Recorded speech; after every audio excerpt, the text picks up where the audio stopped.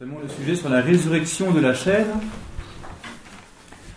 sujet éminemment important, qui a déjà été un petit peu évoqué, mais ça vaut le coup souvent de replacer un petit peu des choses. Ce ne sera jamais suffisamment concret pour satisfaire toutes nos curiosités, et c'est sans doute bien comme ça, mais c'est important en tout cas de bien situer, à mon avis, cette foi en la résurrection de la chair dans l'ensemble de la foi, et peut-être même comme pilier. En fait, elle est à la fois l'origine et le but, si je puis dire. Elle est à l'origine de la foi parce que si nous sommes chrétiens, c'est parce que nous croyons que le Christ est ressuscité. Si le Christ n'est pas ressuscité, dit saint Paul, votre foi est vaine. Donc la résurrection, c'est vraiment à l'origine de notre foi. Et elle est un petit peu aussi le but, dans la mesure où notre finalité, c'est de vivre, bien sûr, cette vie éternelle dans la communion des saints dont on a déjà parlé, mais pas dans n'importe quelle condition, mais dans la condition de la chair. Donc c'est aussi l'aboutissement de ce processus de purification, de restauration, de rédemption. Eh bien, cet aboutissement a comme caractéristique d'aboutir également dans la restauration de la chair. Toujours est-il que cette foi en la résurrection, elle n'est pas si simple, même pour les chrétiens. Là, j'avais juste une petite expérience qui m'avait frappé. Dans cette salle-là, d'ailleurs, une fois, on recevait un groupe de profession de foi qui était en retraite, donc des collégiens, qui étaient en retraite de profession de foi, ils venaient de Paris ou de quelque part par là. Et je leur demande s'ils croient à la résurrection. Ils lèvent tous les mains, ils me disent non. Bon, on a fait le travail, on a un peu parlé, mais c'est pour dire que la foi en la résurrection, je ne suis pas certain qu'elle soit vraiment le pilier de l'enseignement de la foi aujourd'hui, partout. Bon, manière de parler. Alors Jean-Paul II disait, en 98, la foi chrétienne dans la résurrection de la chair s'est heurtée dès les débuts à des incompréhensions et à des oppositions. Voilà, c'est pas nouveau qu'on a du mal à croire à la résurrection, c'est tellement étranger à notre expérience concrète sur la terre. Saint Paul lui-même les souligne au moment d'annoncer l'évangile devant l'aréopage d'Athènes, c'est assez connu. Il s'évertue à faire toute une démonstration de la foi en Jésus-Christ, et quand il arrive à la résurrection, à ces mots de résurrection des morts, rapportent les Actes des Apôtres, les uns se moquaient, les autres disaient « Nous t'entendrons là-dessus une autre fois ». Cette difficulté se présente également à nouveau à notre époque. Et Jean-Paul II de dire aussi, la révélation chrétienne ne se contente pas d'un vague sentiment de survie. Ça me paraît hyper important. Combien de chrétiens croient à la vie éternelle ? C'est déjà des bons chrétiens, parce que pas mal qui ne sont pas si sûrs que l'âme survit après la mort. Voilà. Et dans ceux qui croient que l'âme survit après la mort, ben souvent ça leur suffit. Voilà. Puisqu'on est au ciel, à la limite, pourquoi attendre plus ? Qu'est-ce que ça apporte de plus, la résurrection ? Avec le risque qu'on recommence à souffrir. Si on a un corps, la misère, quoi. Ben non, précisément non. Mais du coup, beaucoup de chrétiens se contentent d'un sentiment de survie après la mort, même si c'est au ciel auprès de Dieu, la béatitude, très bien. La résurrection, à la limite, c'est une option, c'est éventuellement, mais c'est pas important. Alors que si, c'est important. La révélation biblique, eh bien, est progressive, comme sur beaucoup de sujets. Mais c'est assez intéressant de lire dans l'Ancien Testament il y en a beaucoup, il y en a quelques-uns ici, mais tout ce qui peut préparer aussi à la fois à la résurrection et qui le prépare de manière très, très discrète, parfois très explicite, certains passages, d'autres passages beaucoup plus imagés, beaucoup moins explicites. C'est dans le vocabulaire surtout. On commence à sentir dans l'évolution, dans l'Ancien Testament, l'acceptation d'une vie après la mort, avec la question de la rétribution qui va arriver aussi pour les justes et pour les mauvais. Une croyance dans la survivance de l'âme que les Hébreux appellent le Sheol. On a un certain nombre de miracles de réanimation dans l'Ancien Testament déjà. L'ascension d'Élie dans le livre des rois, deuxième livre des rois. Le relèvement d'Israël exprimé par un vocabulaire de résurrection.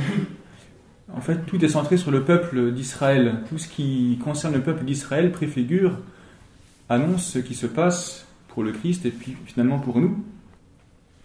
Et quand il est question du peuple d'Israël qui va être restauré de sa servitude et de l'exil, par exemple, eh bien, c'est un vocabulaire qui n'est pas anodin qui est utilisé, c'est un vocabulaire de résurrection pour dire le peuple va revenir, va revivre. Mais il ne dit pas seulement qu'il va revivre de manière simple. Isaïe 26, par exemple, « Tes morts revivront, tes cadavres ressusciteront ». Voilà. C'est une manière de dire le peuple va revivre, et à la fois d'annoncer plus que le retour du peuple. Comme vocabulaire, on a aussi Isaïe 40. Alors la gloire du Seigneur apparaîtra, et toute chair sans exception la verra, car la bouche du Seigneur a parlé. Une voix dit « Crie », et on répond « Que crierai-je » Toute chair est comme l'herbe, et toute sa grâce comme la fleur des champs. L'herbe se dessèche, la fleur se flétrit, quand le souffle du Seigneur passe sur elle. Oui, l'homme est comme l'herbe se dessèche, la fleur se flétrit, mais la parole de Dieu subsiste à jamais. Et ceci annonce bien plus, évidemment, que simplement la libération du peuple. Un passage très connu aussi chez Ézéchiel, les fameux ossements desséchés, où il est question aussi de prédire, de prophétiser sur ce peuple, en parlant de cette restauration du peuple comme d'une résurrection à partir des cadavres dans le désert qui vont retrouver des nerfs, de la chair, de la peau et se redresser. Voilà. Donc on annonce plus encore que ce qui va arriver pour le peuple. Le psaume 104 aussi.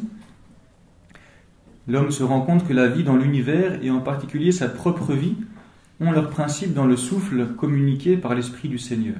Tu caches ta face, ils s'épouvantent. Tu retires leur souffle, ils expirent. À leur poussière, ils retournent. Tu envoies ton souffle, ils sont créés. Tu renouvelles la face de la terre.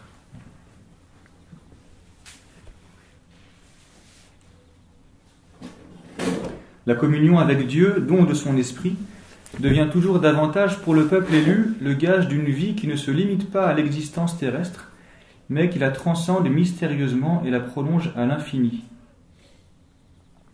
Au cours de la période difficile de l'exil babylonien, le Seigneur rallume l'espérance de son peuple en proclamant une alliance nouvelle et définitive qui sera scellée par une effusion surabondante de l'Esprit. Ézéchiel 36, 37.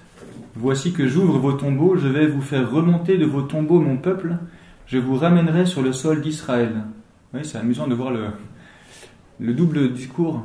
Je vous ramènerai sur le sol d'Israël, ça est la version un peu politique, historique, qui s'est effectivement passé, mais qui est annoncé avec un vocabulaire qui dépasse largement ce qui s'est passé dans l'histoire. Je vous ferai remonter de vos tombeaux, je vous ramènerai sur le sol d'Israël. Vous saurez que je suis le Seigneur lorsque j'ouvrirai vos tombeaux et que je vous ferai remonter de vos tombeaux mon peuple. Je mettrai mon esprit et vous en vivrez. Ce qui veut dire aussi pour nous que le sol d'Israël, à la fois ça nous concerne aussi. Je vous ramènerai sur le sol d'Israël. La résurrection, c'est aussi l'établissement dans la patrie céleste à venir pour nous. Voilà. Et le sens historique et le sens prophétique qui se cumulent souvent. Donc voilà, pour dire que c'est bien fondé cette foi en la résurrection, elle est fondamentale, elle est préparée en tout cas dans l'Ancien Testament, et elle aboutit évidemment dans la résurrection du Christ. Voilà, c'est pour situer un petit peu les choses dans l'Écriture, c'est très rapidement en tout cas. On a aussi des passages très explicites dans les Maccabées. On avait retrouvé les Maccabées déjà pour fonder un peu la foi dans le purgatoire. On peut le retrouver aussi pour la foi dans la résurrection. Ça peut intéresser aussi les parents. C'est le fameux 2 Maccabées 7 avec les martyrs et les fameux martyrs d'Israël, la famille Maccabée qui est persécutée. C'est dans le 2 Maccabées 7, versets 1 à 14 que je vais vous lire un petit peu.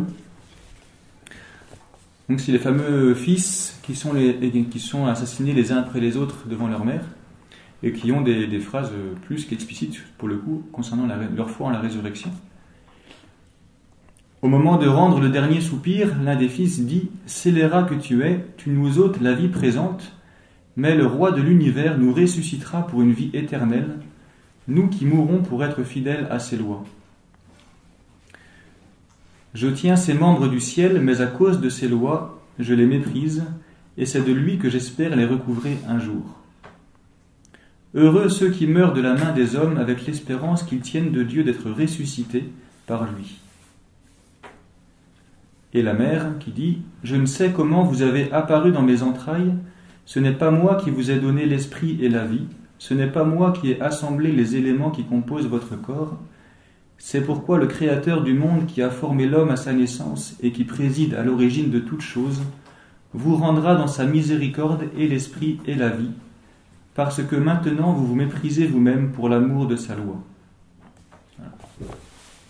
Donc, des fondements très importants dans l'Ancien Testament.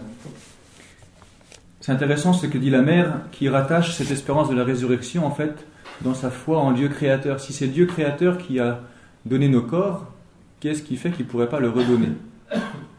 Ça c'est après. La convenance de la résurrection de la chair, là je reviens sur notre texte. La possibilité. C'est pas, même pour les chrétiens parfois de se dire comment Dieu peut ressusciter. Je te rappelle que Dieu est créateur déjà, donc Dieu a créé la matière, il n'y a aucune raison que ce qu'il a fait une fois ne puisse pas le refaire. Il ne s'agit pas de refaire, mais c'est pour faire comprendre. Si Dieu n'avait pas pouvoir sur la matière, il ne serait plus Dieu. En tout cas, il ne serait plus Dieu créateur. Finalement, nier la résurrection, c'est nier la toute-puissance de Dieu, et c'est nier que Dieu est créateur. Donc ce n'est pas tout à fait convenable dans notre foi chrétienne. Donc possibilité, bien sûr, et nécessité. Moi, j'insiste plus sur la nécessité parce que, encore une fois, cette foi en la résurrection, ce n'est pas une option, c'est une exigence même qu'on peut avoir. C'est une exigence de la foi, c'est une exigence de la justice, c'est une exigence aussi de la plénitude du plan de Dieu pour nous. Le corps fait partie de la définition de l'homme, il a aussi une vocation d'éternité. Tout a été créé par Dieu, tout est intégré dans l'œuvre de la rédemption. J'aime bien ce passage ensuite de Tertullien, qui situe la chair dans le processus de la rédemption. La chair n'est pas étrangère. Le chrétien ne fait pas son salut, si on peut parler comme ça, sans son corps. Donc il n'y a aucune raison que son corps ne soit pas bénéficiaire du salut aussi. Donc Tertullien dit « La résurrection des morts est l'assurance des chrétiens. Nous y croyons, la vérité contraint à y croire. Ainsi ne sera pas chrétien celui qui niera cette résurrection. » Moi, je suis parfaitement d'accord avec cette affirmation. Tout est à la disposition de l'âme par l'intermédiaire de la chair servante de l'âme. C'est-à-dire qu'on ne devient pas chrétien sans sa chair. Vous allez voir après. Mais la chair est aussi l'associée de celle-ci et sa cohéritière. La chair est vraiment associée à l'âme dans l'œuvre du salut et dans le bénéfice aussi de la rédemption. Si cela est vrai des biens temporels, pourquoi pas aussi des biens éternels? Puisqu'en effet, c'est la chair qui est lavée par le baptême, pour que l'âme soit purifiée. Quand on baptise, que je sache, s'il n'y a pas de corps, on ne baptise pas. Il faut bien qu'il y ait un corps pour verser de l'eau. Et le baptême ne se fait que dans la chair. C'est la chair qui reçoit l'eau. Bien sûr, c'est l'âme qui est purifiée, mais ça ne se fait pas sans le corps. La chair reçoit l'onction pour que l'âme soit consacrée. C'est vrai dans la confirmation, dans le sacrement de l'ordre, dans le baptême aussi. La chair reçoit l'imposition des mains pour que l'homme soit illuminé par l'esprit. La chair se nourrit du corps et du sang du Christ pour que l'âme se repaisse de la force de Dieu. Donc tous les sacrements engagent notre corps. On n'a jamais accès à un sacrement purement spirituellement. Le sacrement, précisément, ça se fait dans la chair. Et que penses-tu de la chair lorsqu'elle lutte au nom de la foi, qu'elle est déchirée par les instruments de torture, détruite par les supplices? Donc cette chair que Dieu a de ses mains façonnée à son image, animée de son souffle, dont il aime la pureté, dont il agrée les mortifications, dont les souffrances ont du prix à ses yeux, cette chair ne ressuscitera-t-elle pas, elle qui à tant de titres appartient à Dieu? Voilà. Ce serait vraiment une injustice que de ne pas faire rendre à la chair ce qu'elle mérite dans sa rédemption aussi. Et je reprends ce thème déjà abordé quand on a parlé au tout début de la mort. J'avais dit que la mort, c'est l'aboutissement en quelque sorte de l'œuvre du diviseur qui divise. Rappelez-vous la création, le péché, qui est l'œuvre, qui a pour origine le diable, et l'acquiescement de l'homme, a comme conséquence bien de diviser effectivement entre Dieu et l'homme, entre les hommes entre eux, l'homme à l'intérieur de lui-même, et finalement jusqu'à séparer l'âme et le corps. Vous vous rappelez un peu ça ? Et donc j'avais déjà évoqué l'idée qu'il fallait que, si Dieu prétend nous sauver, il va falloir qu'il nous sauve à tous les niveaux. Donc Dieu nous réconcilie avec lui, Dieu réconcilie les hommes entre eux, Dieu nous réconcilie à l'intérieur de nous-mêmes, et Dieu aussi va réunir ceux qui avaient été divisés, séparés par l'œuvre du diable, à savoir notre âme et notre corps.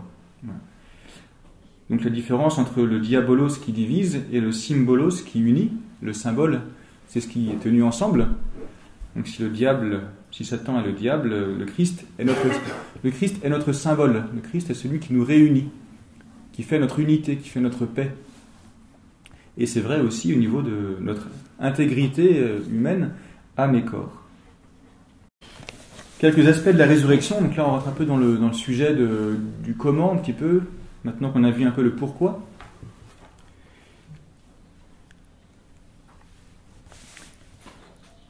J'aime bien citer Romains 8, 23-25, c'est pas sur le texte là. Nous-mêmes qui possédons les prémices de l'esprit, nous gémissons nous aussi intérieurement dans l'attente de la rédemption de notre corps. Nous possédons les prémices de l'esprit, nous avons déjà reçu l'esprit de Dieu par le baptême et toute la vie chrétienne, mais nous continuons à attendre la rédemption de notre corps. Voilà. Cette rédemption ne sera vraiment aboutie, pleinement accomplie que dans la rédemption également du corps. Cette promesse du Christ se réalisera donc mystérieusement à la fin des temps, lorsqu'il reviendra en gloire juger les vivants et les morts. Donc on ressuscitera tous en même temps, le même jour, le dernier jour, ce fameux dernier jour, lorsque le Christ reviendra dans la gloire. Alors nos corps mortels revivront par la puissance de l'Esprit qui nous a été donné comme art ou comme prémisse de notre héritage et prépare la rédemption. Voilà. On parlera davantage demain de ce lien entre la résurrection déjà un peu reçue, puisque nous avons déjà reçu l'Esprit qui nous restaure, et la résurrection future, finale, définitive, qui concernera notre corps. Alors qu'en est-il du corps ressuscité ? Il faut tenir en fait deux caractéristiques qui paraissent un petit peu incompatibles, mais c'est souvent le cas dans la foi, dans la théologie. Il faut tenir ensemble des choses qui nous, humainement, ne nous paraissent pas forcément très bien associables. Et donc là, il faut tenir ensemble, pour la question du corps ressuscité, l'aspect de la continuité ou identité, ce sera vraiment mon corps, et l'aspect de la différence, il sera différent. Tertullien a une bonne expression en latin, on peut traduire en français, rassurez-vous, mais en latin c'est rigolo, qui dit non alius sed aliud, qui se traduit en français par non pas un autre corps, mais tout autre. Voilà, on passe du masculin au neutre, non pas un autre corps, mais tout autre. Ce sera vraiment mon corps, mais tout autre. Voilà. Le même, différent. Ça va ? Donc le même, continuité, identité. La survie de l'âme consciente, préalable à la résurrection, sauve la continuité et l'identité de la substance de l'homme qui a vécu et de l'homme qui ressuscitera. En ceci que grâce à elle, l'homme concret ne cesse jamais totalement d'exister. C'est pas évident de se dire, quand on constate même la mort, quand on enterre quelqu'un, de se dire, il sera le même. Je vais ressusciter, mais comment je serai, quel corps j'aurai, quel âge j'aurai, toutes ces questions qui font établir un petit peu un gros flou sur la condition de notre existence dans la résurrection. Voilà. On n'a pas beaucoup de choses précises à dire sur ce contenu-là, mais une chose qu'on affirme, ce sera bien moi. Je ne sais pas trop bien comment ce sera moi, mais je pourrais dire de manière tout à fait sereine, c'est bien moi, c'est bien mon corps, c'est le corps avec lequel j'ai vécu. Il faut se référer effectivement, entre autres, bien sûr, à la résurrection du Christ, qui ressuscite avec ses stigmates, qui à la fois il est reconnu et quand il veut et pas reconnu quand il veut pas, mais qui porte en tout cas les marques de sa vie historique, puisqu'il porte en lui les plaies de la croix, qui à la fois c'est bien lui et à la fois Marie-Madeleine ne le reconnaît pas, le prend pour le jardinier, quoi. Donc c'est lui, indéniablement, c'est bien son corps, le corps n'est plus dans le tombeau, c'est bien ce corps avec lequel il a vécu qui est ressuscité. Néanmoins, il est autre. C'est un corps glorieux, on va revenir après. Mais nous pourrons dire, c'est bien moi. C'est bien mon existence qui est respectée dans la résurrection de mon corps. C'est bien moi. Il faut enfin souligner qu'il existe dans les symboles des formules dogmatiques pleines de réalisme au sujet du corps de la résurrection. Ça, c'est hyper important aussi. La résurrection se produira dans cette chair en laquelle nous vivons actuellement. Aussi le corps qui vit maintenant et celui qui ressuscitera est-il le même? Alors, ça pose plein de questions. L'Église n'a jamais pour autant enseigné que la même matière soit nécessaire pour que l'on puisse dire que le corps est le même. Il y a le culte des reliques, c'est autre chose. Ça, c'est important, parce qu'on se dit finalement, ok, le corps du Christ, par exemple, il est sorti du tombeau. Il ne reste plus rien dans le tombeau. Mais pour les autres que nous avons enterrés, pour le coup, leur corps, il est décomposé. Alors, que va-t-il en être de cette matière-là? Quelle est la matière qui m'appartient finalement? C'est ça la question.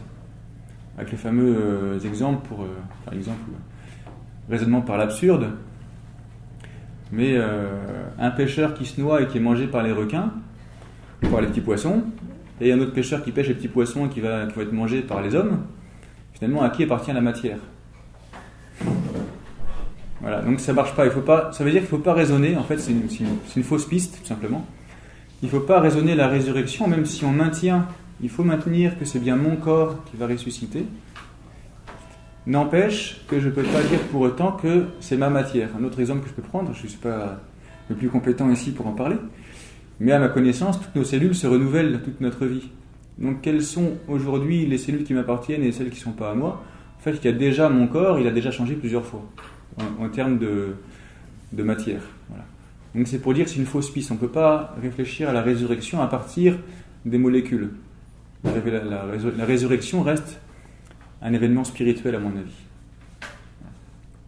Donc c'est bien moi, et pour autant je ne suis pas prisonnier de la matière qui a été pour un temps la mienne, et pour un temps celle d'un autre, ou des animaux, j'en sais rien. Voilà.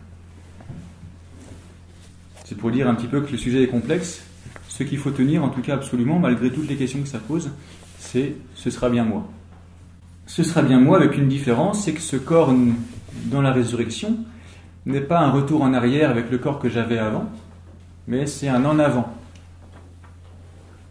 Avec pas l'apparition, mais la résurrection dans un corps glorieux. Voilà. La résurrection n'est pas un retour à la chair, elle est une restauration.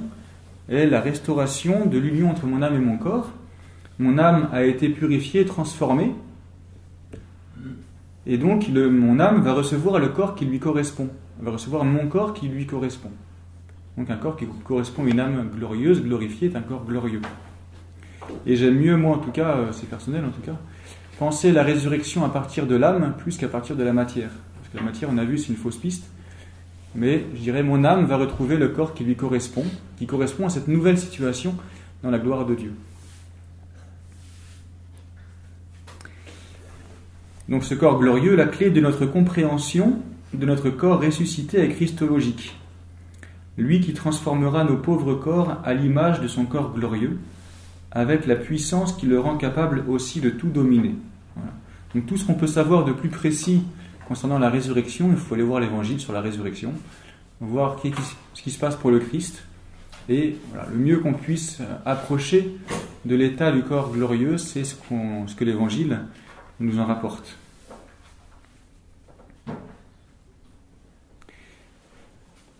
Je reviens juste au paragraphe précédent, sur les symboles de la foi qui portent des formules dogmatiques pleines de réalisme au sujet du corps de la résurrection. Je voulais aussi faire un commentaire là-dessus, C'est dire que nous disons bien, je crois à la résurrection de la chair. Voilà. Il ne s'agit pas de dire on aura un corps un corps éthéré ou un corps un peu symbolique ou un corps un petit peu fantomatique ou je ne sais pas quoi. Beaucoup de chrétiens, encore une fois, s'imaginent un peu ça parce que ça leur paraît inconcevable que la chair soit sauvée, quoi. Mais si. Il faut bien maintenir, c'est la résurrection de la chair. Il y aura quelque chose d'éminemment charnel dans notre corps glorieux. C'est vrai du Christ qui est touché, qui a ses plaies, qui mange même avec ses apôtres après sa résurrection. Voilà, il y a quelque chose de très charnel qui est conservé et notre foi va jusque-là.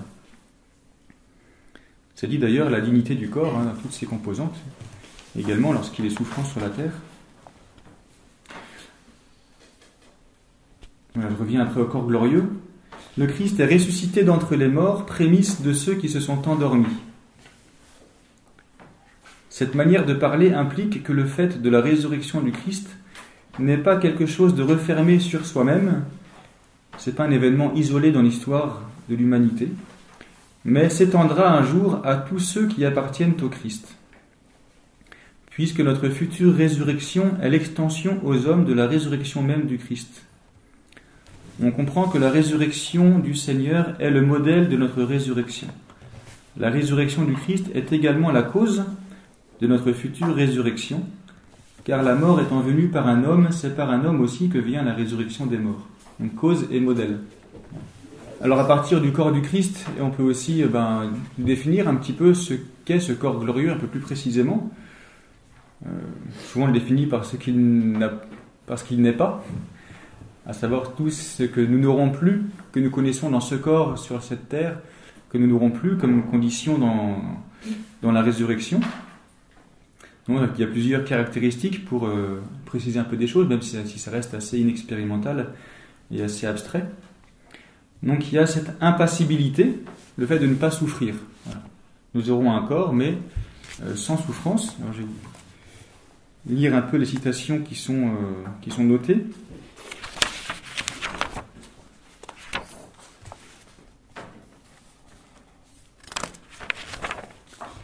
Donc l'impassibilité, c'est cette affirmation qui figure dans l'Apocalypse notamment. Jamais plus ils ne souffriront, plus de souffrance. Apocalypse 21, il n'y aura plus de pleurs, de cris, ni de tristesse, car la première création aura disparu.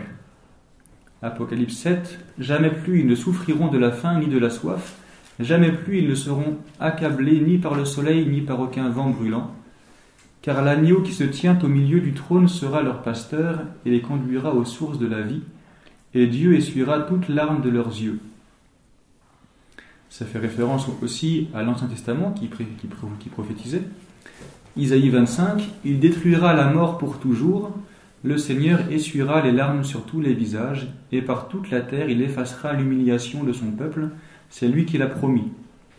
Isaïe 49, ils n'auront pas faim, ils n'auront pas soif, ni le sable brûlant, ni le soleil ne les atteindront, car celui qui a pitié d'eux sera leur guide et les conduira aux eaux jaillissantes. Voilà, c'est très symbolique, plein de symboles qu'on retrouve d'ailleurs dans l'Évangile, mais cette affirmation en tout cas de l'évacuation de la souffrance, l'impassibilité du corps glorieux. L'immortalité, voilà, c'est une des premières effectivement conditions de notre existence dans la résurrection, c'est de ne plus mourir, un corps qui ne meurt plus. Ce qui veut bien dire que ce n'est pas un retour en arrière, comme c'était le cas pour Lazare, par exemple. On parle de résurrection de Lazare, ou de la fille de Jaïr, etc. Au sens strict, ce ne sont pas une résurrection, mais une réanimation, au sens où Lazare, il est remort et il attend de ressusciter maintenant. Voilà, pour de vrai. Voilà. Donc, la condition dans la résurrection, avec le Christ, l'immortalité. L'homme ne peut plus se détruire, plus de mort. Apocalypse 21, il essuiera toute larme de leurs yeux, la mort n'existera plus. Isaïe 25, le Seigneur a fait disparaître la mort à jamais. Et 1 Corinthiens 15, le dernier ennemi qu'il détruira, c'est la mort. Voilà, donc plus de mort. C'est tout à fait inconcevable pour nous d'imaginer une condition dans la chair sans mort et sans souffrance. On ne connaît pas cette condition. Dès qu'on commence d'exister, on commence d'exister dans un corps qui vit, que ce soit ne serait-ce que par la fatigue ou par l'effort, etc., dans l'expérience d'un corps qui souffre et qui va mourir.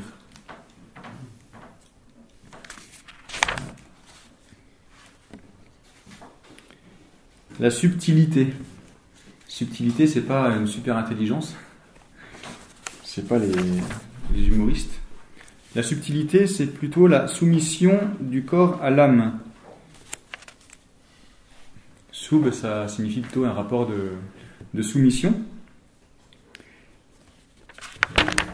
Pour ça, il faut que je vous lise un mot de Jean-Paul II dans son audience du 2 décembre 81.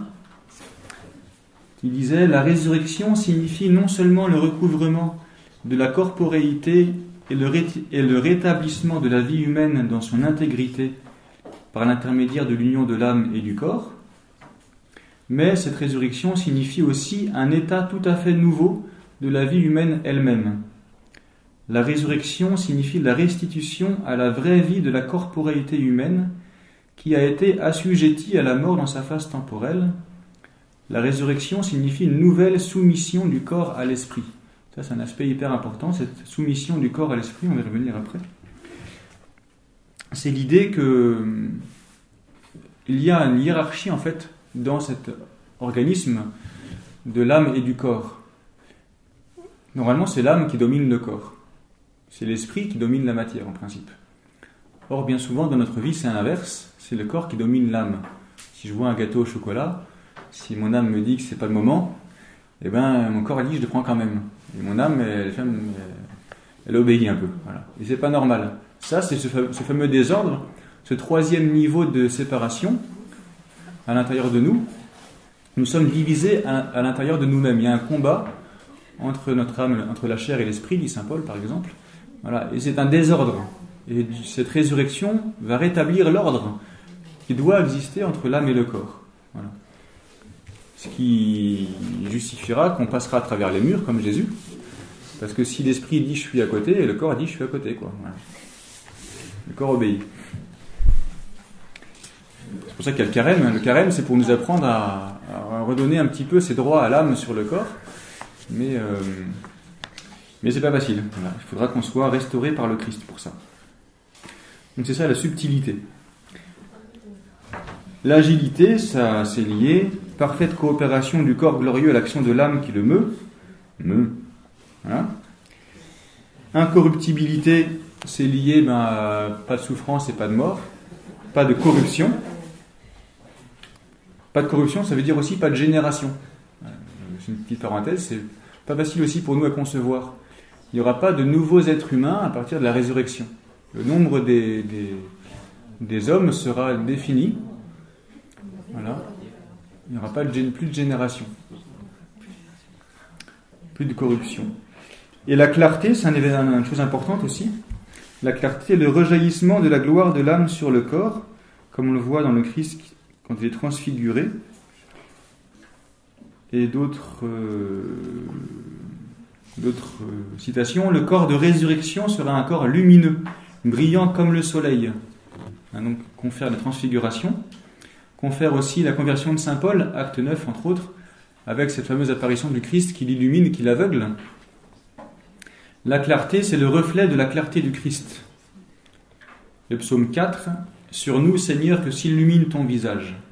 Et Apocalypse 22, « Le Seigneur Dieu répandra sur eux sa lumière ». Voilà. Donc il y a une participation à la lumière de Dieu.